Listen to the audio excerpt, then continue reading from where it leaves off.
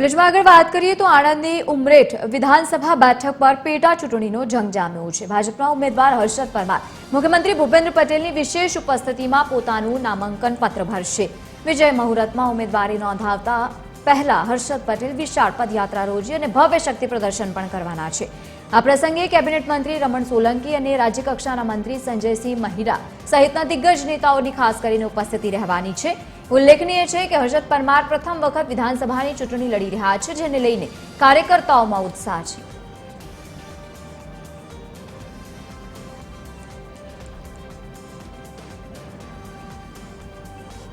વિશાળ પદયાત્રા પહેલા તેઓ કરવાના છે। એક શક્તિ પ્રદર્શનનું આયોજન કરવામાં આવ્યું છે અને પહેલીવાર જ્યારે તેઓ વિધાનસભાની ચૂંટણી લડી રહ્યા હોય એવા સમયમાં કાર્યકર્તાઓમાં વિશેષ કરીને ખૂબ જ ઉત્સાહ દેખાઈ રહ્યો છે। હર્ષદ પરમાર પ્રથમવાર વિધાનસભાની ચૂંટણી લડવાના છે। ખાસ કરીને મુખ્યમંત્રી ભૂપેન્દ્ર પટેલની પણ ત્યાં ઉપસ્થિતિ રહેવાની છે। વધુ માહિતી સાથે સંવાદદાતા મનન હિંગુ જોડાયા છે લાઈવ। મનન, કેવો માહોલ છે ત્યાં? આજથી જે પેટા ચૂંટણીને લઈને સમગ્ર પ્રક્રિયા રહેવાની છે તેની શરૂઆત, તેના પહેલા શક્તિ પ્રદર્શન પણ।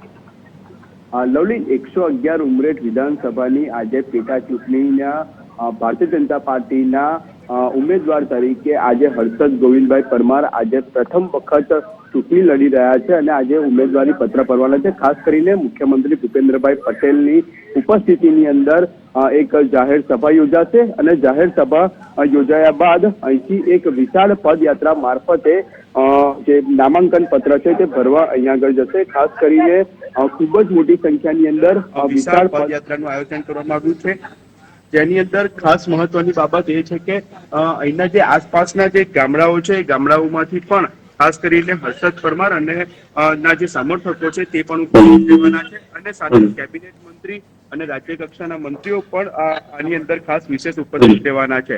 અત્યારે જે કહી શકાય છે કે નામાંકન જાહેર સભાના સ્થળના મુખ્યમંત્રી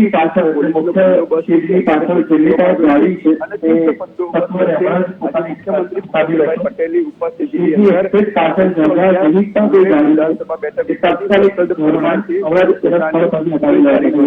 ભારતીય જનતા પાર્ટીના ઉમેદવાર તરીકે। જી બિલકુલ મનન, આભાર સમગ્ર માહિતી સાથે જોડાવા બદલ। તો કાર્યકર્તાઓમાં આજે વ્યાપક પ્રમાણમાં ઉત્સાહ છે। પહેલીવાર જ પ્રમાણે તેઓ વિધાનસભાની ચૂંટણી લડવા જઈ રહ્યા છે। મુખ્યમંત્રીની ખાસ ત્યાં ઉપસ્થિતિ।